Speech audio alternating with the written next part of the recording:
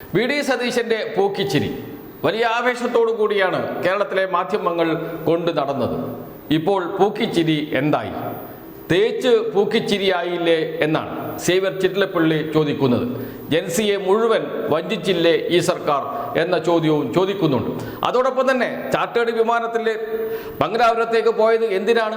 മുഖ്യമന്ത്രി എന്തുകൊണ്ടാണ് മൗനം പാലിക്കുന്നത്? ഈ ചോദ്യവും സേവ്യർ ചിറ്റിലപ്പള്ളി വി.ഡി. സതീശനോട് ചോദിച്ചു. പക്ഷേ മൗനമാണ് മറുപടി.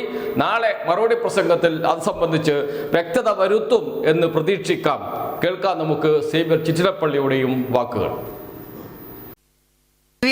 ചിറ്റിലപ്പള്ളി, അങ്ങേക്ക് 7 മിനിറ്റ്. സാർ, ഞാൻ ഈ ബഡ്ജറ്റിനെ എതിർക്കുന്നു. നിയമസഭാ തെരഞ്ഞെടുപ്പിൻ്റെ റിസൾട്ട് വരുന്നതിൻ്റെ തൊട്ട് മുമ്പ് അന്നത്തെ പ്രതിപക്ഷ നേതാവും ഇപ്പോൾ നമ്മുടെ മുഖ്യമന്ത്രിയുമായ ശ്രീ വി.ഡി. സതീശൻ ചാർട്ട് ചെയ്ത വിമാനത്തിൽ എന്തിനാണ് കർണാടകയിലേക്ക് പോയത് അല്ലെങ്കിൽ മംഗലാപുരത്തേക്ക് പോയത് എന്ന് അദ്ദേഹം ഇതുവരെ വ്യക്തമാക്കിയിട്ടില്ല. പത്രക്കാർ അദ്ദേഹത്തിനോട് ചോദിച്ചു എന്തിനാണ് അങ്ങ് പോയത്. അപ്പം അദ്ദേഹം പറഞ്ഞത് അത് വ്യക്തിപരമായ കാര്യമാണ്, നിങ്ങൾ അതിലൊന്നും ഇടപെടേണ്ട കാര്യമില്ല. സാർ, അത് വ്യക്തിപരമായ കാര്യമല്ലാതെയാകുന്നത് ഈ ബജറ്റ് വന്നപ്പോഴാണ്. ഈ ബജറ്റിൽ നമുക്ക് മനസ്സിലാക്കാൻ കഴിയുന്ന കാര്യം, അദ്ദേഹം എന്തുകൊണ്ടാണ് ഈ ധനകാര്യ വകുപ്പ് ഏറ്റെടുത്തത്, വലിയ നേതാക്കന്മാരെ, സ്വാധീനമുള്ള നേതാക്കന്മാരെ വെട്ടി എങ്ങനെ മുഖ്യമന്ത്രിയായി, ഇതിൻ്റെയൊക്കെ വഴികൾ വളരെ കൃത്യമായിട്ട് ഇപ്പോൾ നമുക്ക് മനസ്സിലാവും. അദ്ദേഹം തുറമുഖ വകുപ്പിൻ്റെ കൂടി ഉത്തരവാദിത്വം ഏറ്റെടുത്തിട്ടുണ്ട്. അത് അദാനിയുമായുള്ള ഒരു ഡീലാണ്. അപ്പോൾ നമ്മൾ മനസ്സിലാക്കേണ്ട ഒരു കാര്യം, ഇവിടെ സമുദ്ര മിഷൻ എന്നാണ് ആമുഖത്തിന് ശേഷം തന്നെ പറയുന്നത്.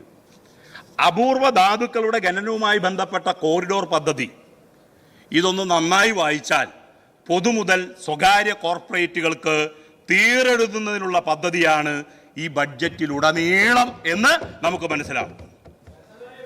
അല്ല, മറ്റൊന്ന് ബഹുമാനപ്പെട്ട മുഖ്യമന്ത്രി,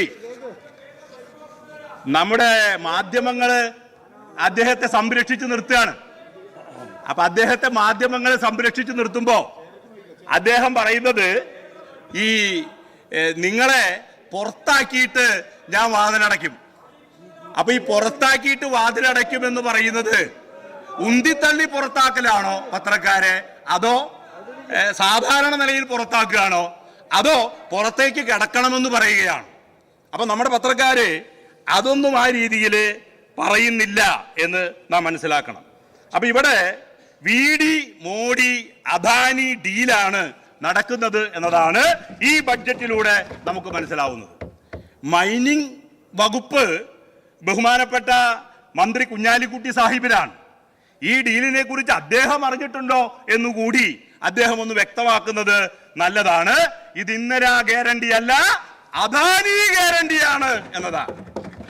ഇപ്പൊ മദ്യത്തിന്റെ കാര്യത്തില് രാവിലെ അടിയന്തര പ്രമേയം നിഷേധിച്ചതുകൊണ്ട് ആ പ്രശ്നം അങ്ങനെ അവസാനിക്കാൻ പോകുന്നില്ല. കാരണം മുഖ്യമന്ത്രിയെ റെക്കമെൻഡ് ചെയ്ത ശ്രീ വി.എൻ. സുധീരൻ തന്നെ അദ്ദേഹത്തിനെതിരായി ഇപ്പൊ കത്തെഴുതിയിരിക്കുകയാണ്. ഐക്യ കേരളത്തിൽ 1ാമത്തെ മന്ത്രിസഭ അംഗീകരിച്ചത് കേരളത്തിലെ പാവപ്പെട്ടവർക്ക് ഭൂമി നൽകാനുള്ള ഭൂപരിഷ്കരണമാണ്. എന്നാൽ ഈ ബഡ്ജറ്റിലെ 2ാം ഭൂപരിഷ്കരണം വൻകിട കോർപ്പറേറ്റുകൾക്ക് കേരളത്തിന്റെ ഭൂമി തീരെഴുതാൻ വേണ്ടിയുള്ളതാണ് എന്ന് നാം മനസ്സിലാക്കണം.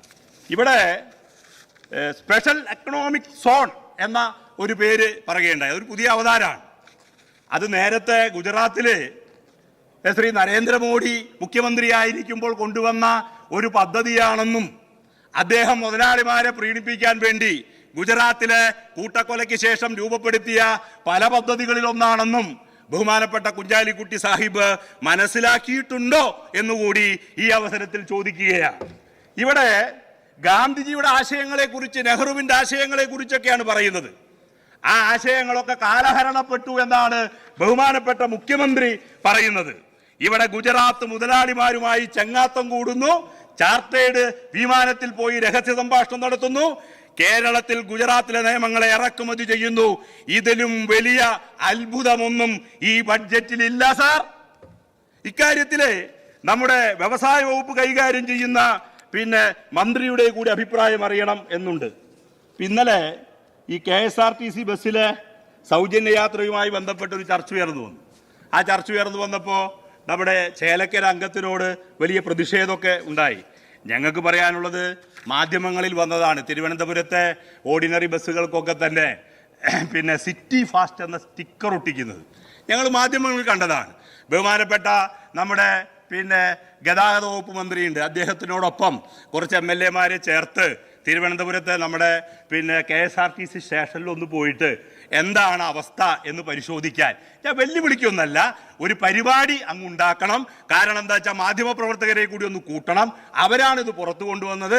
നേരത്തെ എത്ര ഓർഡിനറി ഉണ്ടായിരുന്നു, ഇപ്പോൾ എത്ര അത് സിറ്റി ഫാസ്റ്റ് ആക്കിയതിൻ്റെ ഒരു കണക്ക് വരുന്നത് നന്നാവും എന്നതാണ്. 30 ദിവസത്തിനകം 87 പേർക്ക് പനി എന്ന് മുൻ ആരോഗ്യമന്ത്രി പറഞ്ഞപ്പോൾ ആ ആരോഗ്യമന്ത്രിയോട് പത്രക്കാരൻ്റെ ചോദ്യത്തിനോടുള്ള പ്രതികരണം ധാർഷ്ട്യമില്ലായ്മയാണ് എന്ന് ഞങ്ങൾക്ക് തോന്നിയില്ല. ഒരു കാര്യം മനസ്സിലാക്കണം, 7 തവണ ജനങ്ങൾ വീട്ടിലിരുത്തിയതാണ്. വടക്കാഞ്ചേരിക്കാരും തൃശ്ശൂരിലെ കോൺഗ്രസ്സുകാരും വീട്ടിലിരുത്തിയെന്ന് അദ്ദേഹത്തിന് പരാതിയുള്ളതാണ്. ഞാൻ വിശദാംശങ്ങളിലേക്ക് പോകാൻ വേണ്ടി പറഞ്ഞതല്ല. മറ്റൊന്ന്, ഈ വേഷം എന്ന സിനിമയിലെ മമ്മൂട്ടിയുടെ ഒരു കഥാപാത്രമുണ്ട്. അദ്ദേഹമാണ് അതിലെ പ്രധാന കഥാപാത്രം. ഒപ്പം തന്നെ ഇന്നസെന്റും ഉണ്ട്.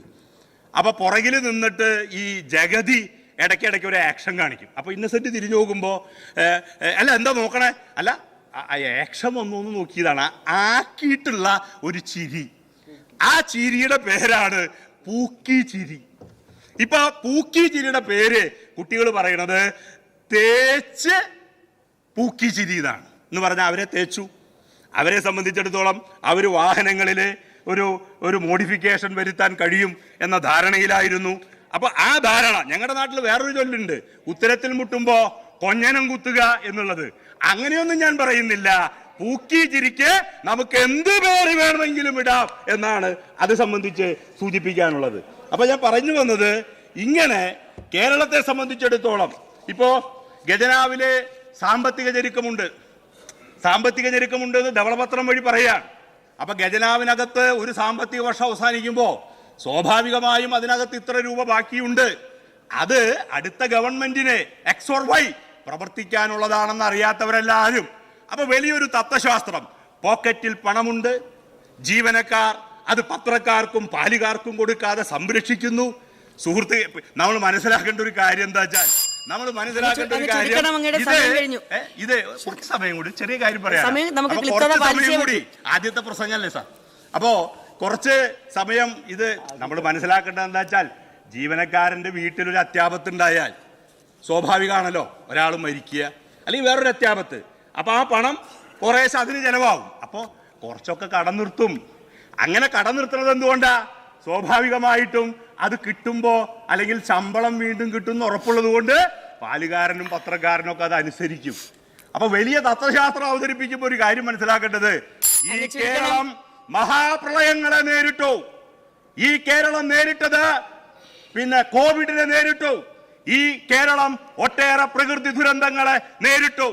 ഈ നേരിടലുകൾക്കെല്ലാം തന്നെ ഈ കേരളം ആരോടും ഒന്നും ചോദിക്കാതെ അതിനെ നേരിട്ടതാണ് ഈ കേരളം എന്നുകൂടി കൂട്ടിച്ചേർക്കുമ്പോഴാണ് ഈ കണക്കുകളുടെ ജാലവിദ്യ കൊണ്ട് ധവളപത്രം എന്ന ഉമ്മാക്കി ജനങ്ങൾക്ക് നേരെ നീട്ടി ഈ കേരളത്തെ വിൽപ്പന നീക്കം എന്ത് വില കൊടുത്തും സമര കേരളം ചെറുക്കും എന്നതാണ് ഈ ബഡ്ജറ്റിനെതിരായി ഞങ്ങൾക്ക് പറയാനുള്ളത്.